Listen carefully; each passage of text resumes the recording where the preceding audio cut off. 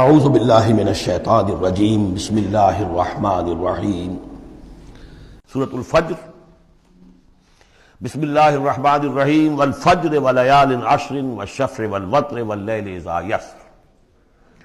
یہ قسمیں جو ہیں پہلے جیسا کہ عرض کیا مشکلات القرآن میں سے ہیں اور اس طرح کے دورے میں اس میں بحث نہیں ہو سکتی، لیکن یہ کہ فجر عام خیال یہ کہ اس سے مراد ہے 10 ذی حج کی جو فجر ہوتی ہے جس کے بعد کہ نہر ہوتا ہے، قربانی ہوتی ہے، وہ گویا کہ کلائمیکس ہے پھر حج کے افعال کا. ولیال عشر، اور اس سے پہلے کی 10 راتیں. ظاہر بات ہے کہ 10 تاریخ جب ہوگی تو 10ویں رات گزر چکی ہے، تو یکم ذی الحج سے لے کر اور 10 ذی الحج تک کی یہ 10 راتیں جو ہے گزر چکی ہیں. والشفع والوتر، اور ایک 10 راتیں وہ ہے کہ جو عشرہ رمضان مبارک میں ہے، اس میں شفع اور وتر کا فرق ہے، جفت اور طاق کا. طاق میں پھر لیلۃ القدر ہے. ویسے یہ کہ یہ طاق رات کون سی ہوتی ہے، اب اس کے بارے میں کافی کچھ ایک مسائل پیدا ہو چکے ہیں. بہرحال یہاں تک والشفع والوتر یہی خیال ہے کہ اس سے مراد ہے کہ یہ جو راتیں ہیں جو جفت اور طاق ہیں ماہ رمضان مبارک کے آخری عشرے کی. واللیل اذا یسر، اور رات اس گواہ ہے رات جب کہ وہ چلے. حل فی ذالک قسم لذی حجر، اس میں ہے کوئی دلائل ہے، قسم ہے ان لوگوں کے لیے کہ جو عقل مند ہیں، ان میں جو نشانیاں ہیں ان چیزوں کے اندر جن کو کہ گواہی کے اندر پیش کیا گیا ہے. اب آ رہا ہے مضمون. الم تر کیف فعل ربک بعاد، تم نے دیکھا نہیں کیا کیا تھا آپ کے رب نے عاد کے ساتھ، قوم عاد کے ساتھ کیسے ہلاک کیا تھا. ارم ذات العماد، وہ ارم جو ستونوں والا تھا.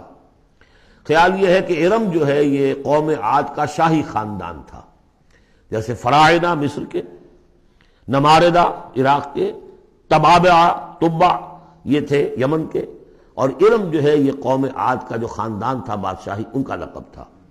ذات العماد، اونچے اونچے ستونوں والا. اور اب جو اس شہر کی شداد، جو ان میں ایک بہت بڑا بادشاہ گزرا ہے، اس کے آثار، اس کے کھنڈر موجود دیکھ لیے گئے ہیں کہ اس صحرا کے نیچے دبے ہوئے ہیں، اور 30 اس کے اوپر بڑے بڑے مینار بنے ہوئے ہیں اس شہر کی فصیل کے اوپر. تو ذات العماد جو بڑے ستونوں والا تھا. التی لم یخلق مثلھا فی البلاد، جیسے کہ اس سے پہلے کبھی دنیا میں نہیں بنائے گئے تھے. معلوم ہوتا ہے کہ ویسی تعبیر جو اس عاد کے بادشاہ شداد نے کی تھی شاید دنیا میں پہلی مرتبہ اتنا، اسی لیے شداد کی جنت مشہور ہے، اس نے وہ جنت بنا لی تھی اپنی، اس قدر وہاں پر ساز و سامان تھا. وَثَمُودَ الَّذِينَ جَابُوا الصَّخْرَ بِالْوَادِ، اور تم نے دیکھا کہ اس سمود کے ساتھ کیا کیا تمہارے رب نے، جنہوں نے چٹانوں کو، وادی میں چٹانوں کو تراش تراش کر محل بنا لیے. وہ تو اب بھی موجود ہیں، بڑے بڑے ہال، پھر بغلی کمرے، بڑے عمدہ ان کے جو مکان بنے ہوئے. وَفِرْعَوْنَ ذِي الْأَوْتَادِ، اور کیا کیا آپ کے رب نے فرعون کے ساتھ کہ جو میخوں والا تھا، اس کے جو کہ بڑے بڑے لشکر چلتے تھے، تو بہت سے خچر تو ایسے ہوتے تھے جن کے اوپر صرف جو خیموں کو کھڑے کرنے کے لیے میخیں ہوتی تھی وہی اٹھا کے چل رہے ہیں. کچھ اور بھی اس کے بارے میں آ رہا ہے، واللہ عالم. الذین طغوا فی البلاد، اصل بات یہ ہے کہ ان تمام قوموں نے سرکشی اختیار کی ملکوں میں. فاکثروا فیہا الفساد، ظاہر بات ہے جب اللہ کے خلاف سرکشی ہوگی تو خلق کے لیے فساد ہو جائے گا. اکثروا فیہا الفساد، اس میں بڑا فساد پیدا کر دیا.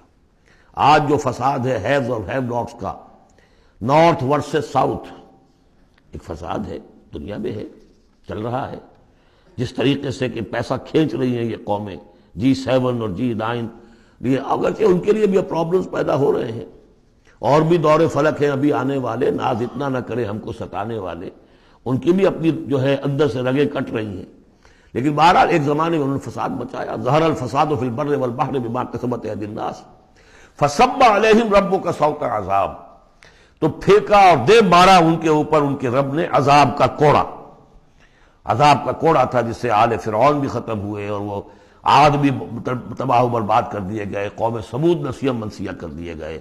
ان ربک لبالمرصاد، جان لو کہ تمہارا رب طاق میں بیٹھا ہوا ہے، گھات میں ہے. جو کوئی ایسی سرکشی کرے گا اس کا پھر یہی حشر کرے گا. صدق اللہ العظیم.